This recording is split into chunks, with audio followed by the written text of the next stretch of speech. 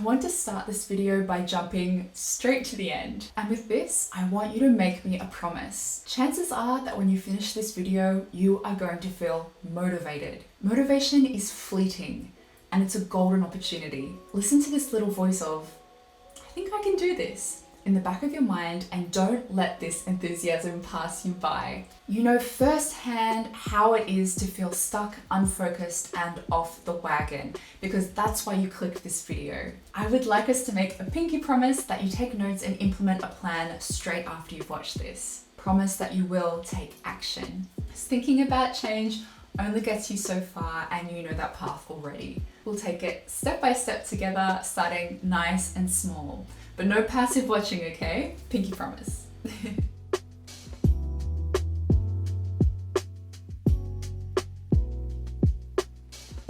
Hello lovely ones! This is Livia. I'm a professional operatic soprano, voice teacher, and the founder of Singing for Self-Care. If you like health and heart-based singing, I highly suggest you subscribe because I'm here for you every Monday with tips on your most powerful method of self-care, your voice. Because remember, you and your voice are practically magic. So you got off track with your music practice. We have all been there at some point. Studying music takes a lot of self-discipline and time, and we aren't robots. The good news is that resets like the one you're about to take are very necessary in life. What you're experiencing now is a valuable opportunity to look back at your successes and patterns, as well as looking towards the future and crafting new systems and habits to live up to your full potential as a musician. So first things first, forgive yourself for getting off track. You're a human being. You may believe that you need to be 100% on it and productive to be worth something in other people's eyes. And you may believe that falling off track is a great source of shame. This simply isn't the case. Consider having a reflect on what true success means. What is it that you really want? Is it to be doing work all the time? No? Then it may be time to start letting this narrative go. The truth is, it's incredibly difficult to maintain strict patterns for long periods of time because not only is life unpredictable, but our bodies and their inner ecosystem change on a daily basis. You simply cannot be on track for your entire life. In fact, it is inevitable that you will fall off track. And once you accept this, it makes it much easier to forgive yourself and ultimately to get back on track. Which brings me to number 2. Expect you will get off track again in future and plan accordingly. Not only does accepting the inevitability of falling off the wagon take off the pressure and shame we may feel, but it can also give us some valuable clues as to how we can adapt our habits to recover from getting off track more easily. It can feel great to plan a whole new set of habits. So I'm going to wake up at 5 a.m. each day and I'm going to go to the gym and I'm going to drink green juice and then I'm going to meditate for an hour and I'm going to learn a new piece every single week. And look, this is doable when you're motivated and disciplined. However, plans like this cater to a version of you where you are feeling your absolute best. But as you know, life isn't like that. Perhaps one day you have a headache, or you had an important event the night before that ran late, or you have a family issue that means you need to travel, or maybe it's just as simple as you woke up one morning and just felt bleh. Shoot too high with your habits or change too many things at once and you will get off track very easily. Instead, create your plans around what realistically you can do in a day and actually aim just below that. You'll be able to remain much more consistent this way. In my own daily schedules, I have kind of like a traffic light system.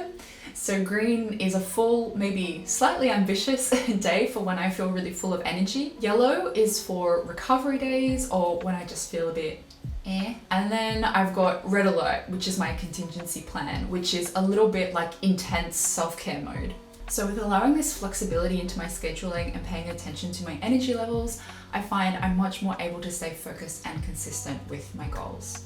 Reflecting on your big why.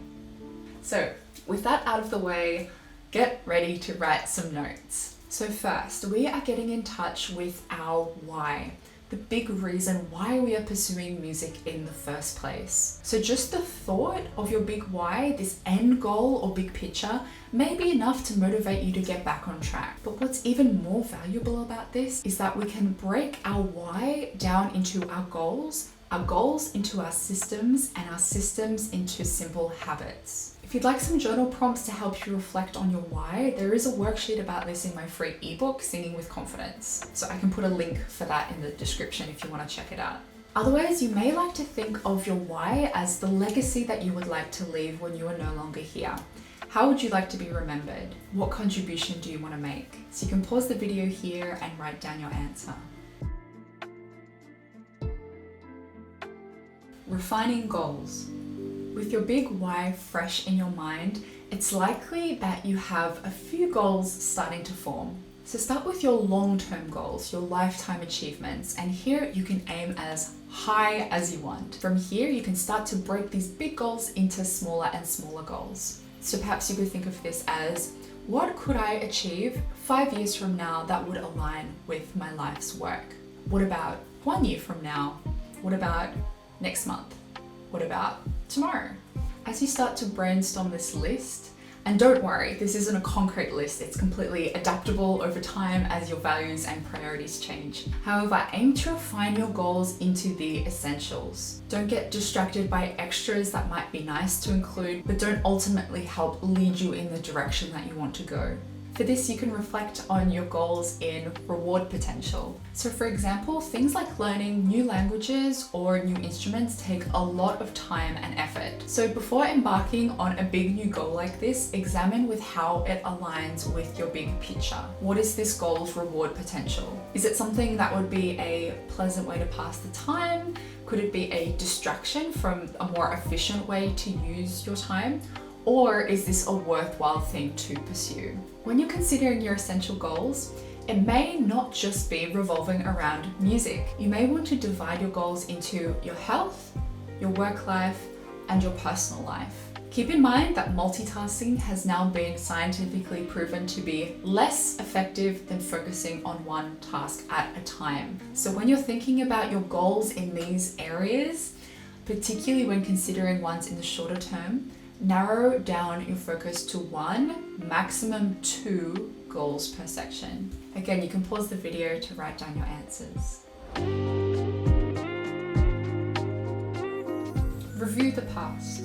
Chances are you've either officially or unofficially set some goals before. If you have ever written them down, whether it be in the way of a New Year's resolution, a vision board, a journal, or some other means, have a read over what you wrote. And if you don't have any concrete record of your goals, no worries, just take a moment to quickly jot down some things you've been working towards or would like to work towards. And with the previous 2 exercises, you should have a pretty good idea about this anyway. Looking at this list of your goals, separate them into goals that you are on track with or that you've already achieved, and goals that you feel behind on or have completely fallen off track with. With the first column, question why you are on track here. Perhaps you've set up a series of habits which has turned into a really efficient system for your workflow.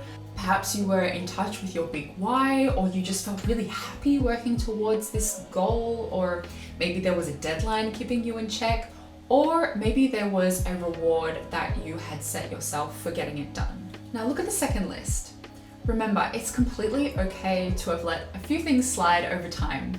It's completely normal, expected, and there is no shame in it. The important thing is that you are showing consistency and strength by addressing that you've fallen off track this time, but you're willing to adapt your life and work towards what's important to you. For these goals that you're still working towards, question why these things haven't worked. And usually it comes down to a few reasons. So A, something big and completely unexpected got in the way. B, your priorities changed and maybe that goal wasn't so important anymore. Or C, your systems need a little bit of tweaking. So notice laziness doesn't come into it at all. If you're procrastinating or avoiding work, you need to question why. Don't just brush it off as a character flaw. If you need some extra help with this, you can check out my procrastination in musicians video, which I will link. here. So when you look at the things involved in C, tweaking your systems, it's something that is completely within your control. So yes, there's a pandemic and most of us can't work out in public playing music, and that may affect our thoughts and emotions, but we have no control over the pandemic. However, adapting your lifestyle so that you feel motivated to keep practicing is within your power. What this process is doing is breaking your goals down into your systems. Now, systems are basically just a group of habits that you perform together. A method I have found to be really useful when doing this revolves around some set questions that I have for a quick review at the end of each month in my bullet journal. And then every 6 months, I write a more detailed report to look at my systems and kind of look at, okay, what's working, what's not working, why is that the case, and how can I best align with my why with where I am in my life at the moment. If you'd like a video detailing this process, let me know down in the comments. Here are your prompts for this section if you need to pause the video. Make it easy and fun. So now that we've established our goals and examined our systems, now we go a level deeper and look at our habits. Now, I do have a whole video planned on this very soon, so I won't go into too much detail here. But the main thing to keep in mind is to keep your habits as easy as possible, and if you can, make them fun. This helps you not only to keep on track, but it's also a lot quicker to get back on track when you fall off. Much like I mentioned about my traffic light system, you want to think about how you will be able to perform on any given day. So how the average you on an average day behaves. And then you want to aim for just below that line. So do less than what you think you can handle, because you can always come back later and add more. Habits are small and specific. It's your systems that are the more overreaching things. So with your habits, feel free to be quite detailed. For example, if you notice that sometimes you forget to practice and then it's too late at night and you want to kind of adapt this system, a change in habit that could help you do that is something as simple as setting an alarm to practice, or you could bundle it with something that you always do. So for example, you could get your lunch each day after your practice session. Visualize and feel. So congratulations, you now have a plan in place to get back on track. How do you feel? So let's spend a little bit more time with these feelings. I want you to close your eyes for a second. I want you to imagine that you've just achieved a big goal. How is the news broken to you?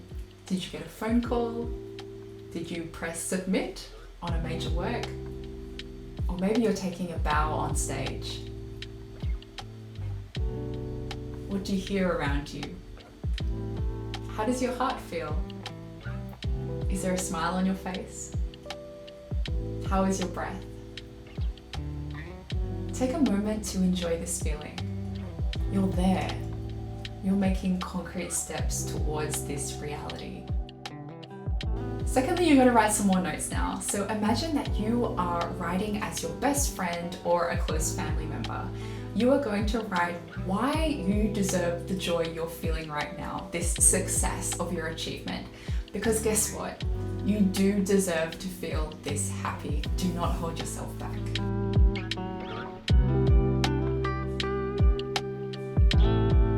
Time is abstract. I have some news that may be a little bit hard to swallow. So, Monday is no more magic a day than Tuesday, and the 1st of January is no more magic than, say, the 5th of July. These time markers mean absolutely nothing to your progress. If you feel motivated today, act today. There is no point waiting until tomorrow, because life isn't neat and linear, and it makes no sense to leave your self-improvement journey to the mercy of the Roman calendar. So starting is something that is within your realm of control, so resist the urge to put things off just because they might look nicer in your calendar. Quick side note here, but I've mentioned this in a few of my videos before, but creating an objective record of success can be a powerful tool. So these things can be big or small. These are things that you've achieved in the past when you're working towards your goal, and you can look back on these things to see how far you've come. It also helps you trust yourself that you're working in the right direction and learning as you go. So say you create a plan that helps you get back on track, but then you say you'll start on Monday. So pay attention. Is there this like little voice of an inner saboteur in your head that quietly says, yeah, but you won't really start on Monday? Red flag. You need to make it so easy to start that you can do it today. Even if that just means getting your instrument out of its case and tuning it, and that's it.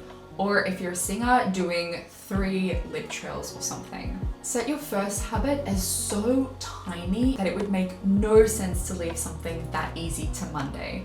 And even more importantly, you are building trust with yourself. Trust that you will follow through on your plan and you know it in your bones. This is your opportunity to learn.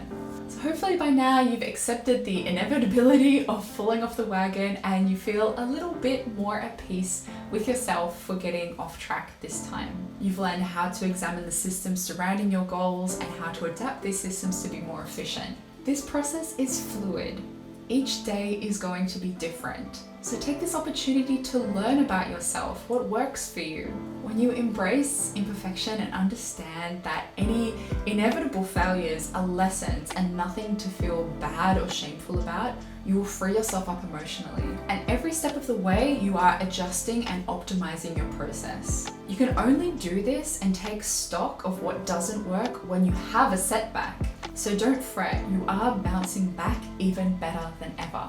Consider an accountability partner, or don't. Some common advice for getting back on track is to pair up with an accountability partner, and it may be a useful thing for you to try out. You can find a friend or a colleague who has similar goals to you and incorporate a buddy system to keep you both accountable for your progress. So this could be along the lines of typing out a to-do list, say that day you wanted to work on a certain movement of a concerto, or you want to have a page of a piece of book. So you would write that out and send a screenshot of it to your friend. So not only is there the obligation to remain on task, but you can also support each other in different ways. So whether it be messages of encouragement or a shared reward for hitting your goals, or if you prefer the stick over the carrot, maybe you could pay the other person a fine for missing your practice session. These methods work really well for a lot of people, but in my own experience, it's never been particularly effective.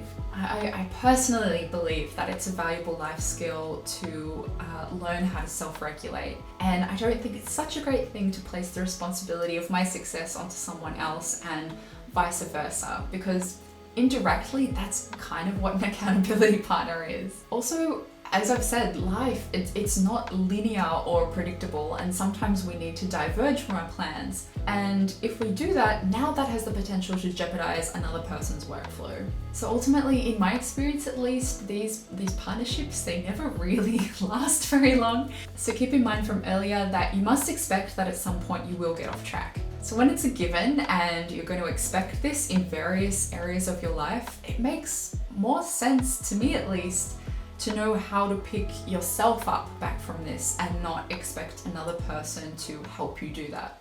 Okay, remember our pinky promise. Use the momentum from this video to now take action and change your future. This is the sign that you will get back on track. Start with a habit so tiny that you can start it today. Thanks for hanging out with me, and I will see you next Monday. Bye!